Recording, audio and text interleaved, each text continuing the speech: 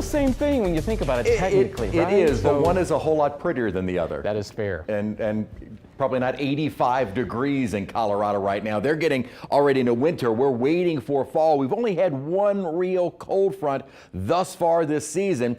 Here is another one, might move through early next week to bring us some slightly less humid air, but it'll be later in the week that we see a more significant drop, and we'll talk more about that. I started with a wider look just to show you where this rainfall is coming from. We have the frontal boundary, a little boundary that is also developed at the surface, but also moisture being drawn northward from Rafael. Rafael is going to kind of get stuck over the next couple of days down to our south, and that means it'll help bringing in more moisture, which means better rain chances for both tomorrow as well as going into Monday. Now, as mentioned in our top of our newscast, most of the rainfall today did stay out to our west, more central Louisiana. And even through the overnight period, it looks like that's where it will continue. However, some scattered showers will still be moving through overnight tonight and scattered to numerous during the day tomorrow. Now, this model, not as aggressive with our rain chances, but most other guidance is indicating a potentially wetter day for tomorrow. And then we'll also see some scattered showers on Monday, where it does look like this front will get enough of a push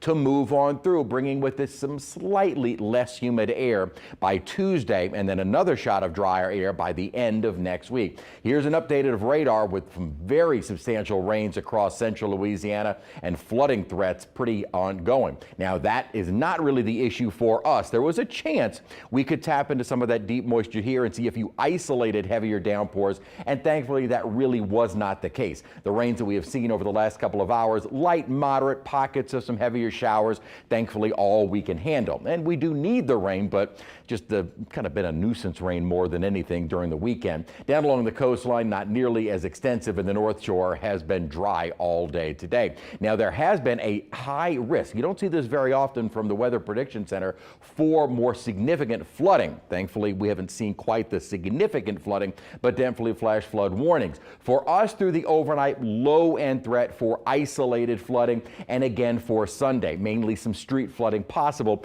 if we do pick up any of those heavier downpours. The very latest, we were showing you where Rafael is. It is not here though. This is where all the thunderstorm activity is. The center is way down south, well to the southwest. Reason for it? Dry air and wind shear. Winds are barely hanging on to 50 miles an hour. As we got into the day yesterday, more so today, we really started to see the conditions worsen for Rafael and that rapid weakening of the storm. It'll kind of sit through early Monday, then finally into early next week, it will be dissipating, no longer a named system, as the remnants kind of drift down into the Bay of Campeche. Again, not an issue for us. What is helping to draw some of that moisture our way is this upper level low. We're kind of tapping into some of that moisture, and it is helping to fuel the rainfall that we have along that frontal boundary. So with the front and the moisture, it's why we have that abundant rainfall over central Louisiana. Now, this feature is moving north. However, notice in the upper levels, we will see this westerly flow.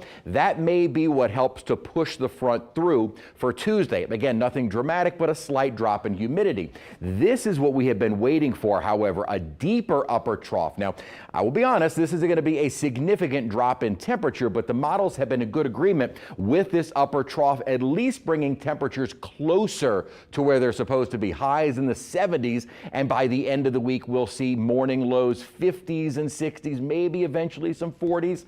We'll have to see. It's not, again, going to be a dramatic drop, but at least a little closer to average for November, because it is November after all. Hasn't felt like it. I think highs tomorrow with more rainfall will probably be kept in the 70s. Today's high was 85 degrees. Some scattered showers for our Veterans Day. Bit less humid by Tuesday. A little warmer, more humid for Wednesday with some scattered showers with another front, and maybe a little bit more of a fall-like feel wrapping up next week and heading into next weekend.